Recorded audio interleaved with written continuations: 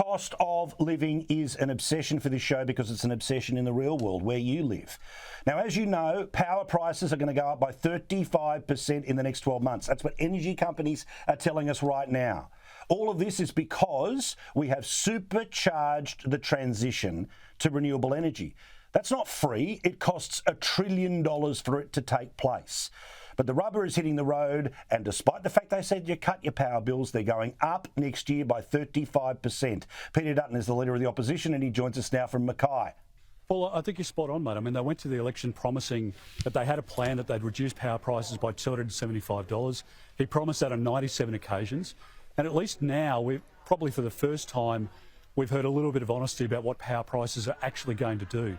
So all of the analysts are factoring in what Labor's proposing, what they've implemented already by way of legislation on the 43%, what they're promising with poles and wires, etc. That's what the 35% increase at bare minimum is based on. I hope it's not that much, but I think people realise that Labor doesn't have a plan, and I worry that, mate, if you want an eye into the future as to what's going to happen into this country, look at what's happening in Europe at the moment. As you well know, I mean, the disastrous scenario in Germany, and not just about the Ukraine, but stupid decisions that they've made over recent years, which are driving up power prices and going to turn the lights off. If you look at what's happening in the United States, rolling blackouts in California. In the UK, they talk about being able to heat or eat, but not both over this winter.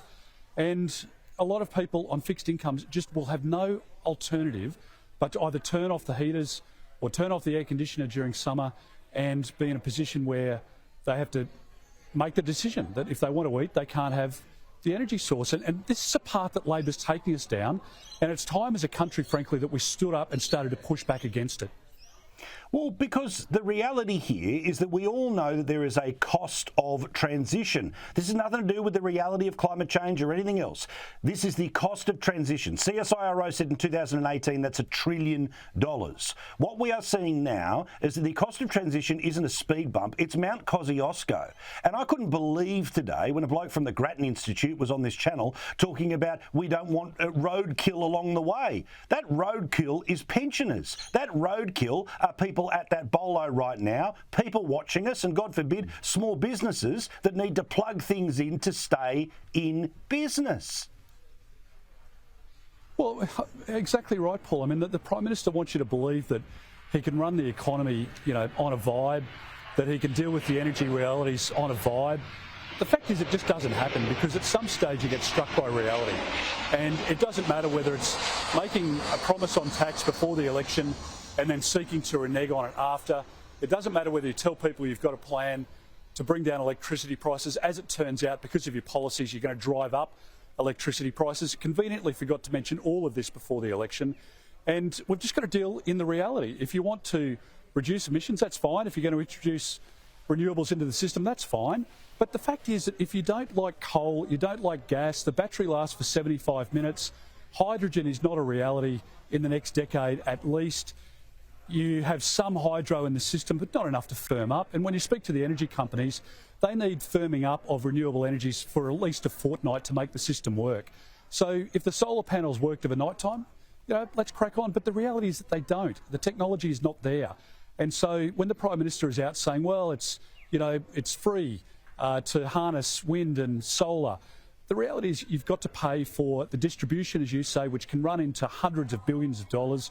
And frankly, is a pipe dream. In Germany, they started that and they stopped it because they had landowner issues and cost issues and all the rest of it. And then you've got a situation where I think the government is making a lot of this up on the run.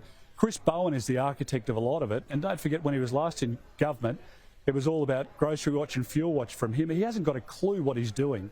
So I just worry that we are a few steps behind where the US, the UK, where Germany is, and I don't want to see that for families. I don't want to see it for businesses in our country. I want us to have a responsible energy policy, but if you don't like coal and gas, as I say, and you don't believe that the battery's on the cusp of turning 75 minutes into even 75 hours, it's nowhere near that. And you're going to see the lights go out. You're going to see prices go up because the government's not going to pick up that tab for hundreds of billions of dollars. It's part of that 35% increase, and it'll keep going year on year.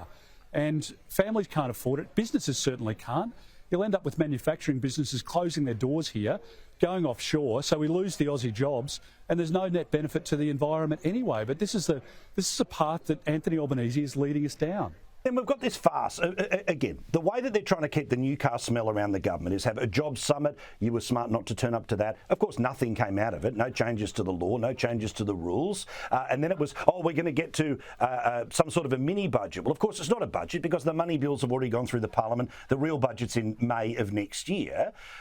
They've said that cost of living was a reason to vote for them a few months ago, but on every single indices it's got worse since they were there. There have been 5 extra interest rate rises. Inflation at a 40-year high right now. The spending power of wages is back in 2011, yet this passenger that we have for a treasurer who keeps getting a soft touch from the media by just telling us it's going to get worse before it gets better. Imagine if that was the attitude of your local plumber, to walk in and just say, oh, mate, that leak's going to get worse before it gets better. No, pal, it's your job to fix it, yet they're promising nothing in the lead up to their fake budget.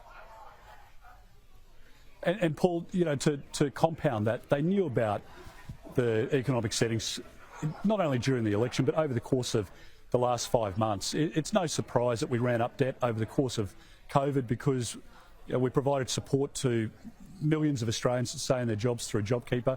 Labor supported all of that debt, and they wanted 80 billion more spent at the time, don't forget. So they knew the level of debt. They knew where unemployment was. Frankly, they know that the fundamentals of the Australian economy are very strong thanks to 9 years of a coalition government. But their instinct on the economy, like national security, is all wrong.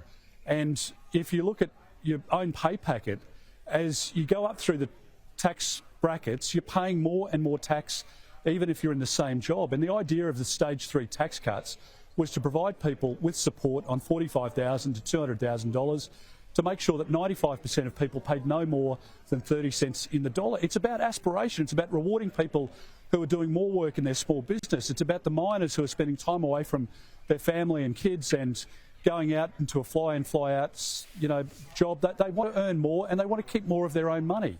And the Prime Minister, at least he pretended to people that he understood that logic before the election, and since that time, he's done everything he can to work out a way in which he can strip those tax cuts back. Famously, Ronald Reagan said, are you better off than you were 4 years ago? Australia, ask yourself, are you better off than you were 6 months ago? That's the reality of the mob that's there right now. Peter Dutton, stay on the right course. You're in exactly the right place, mate. People have to get behind you. All the best. Thanks, Paul. Thanks, mate. Thank you.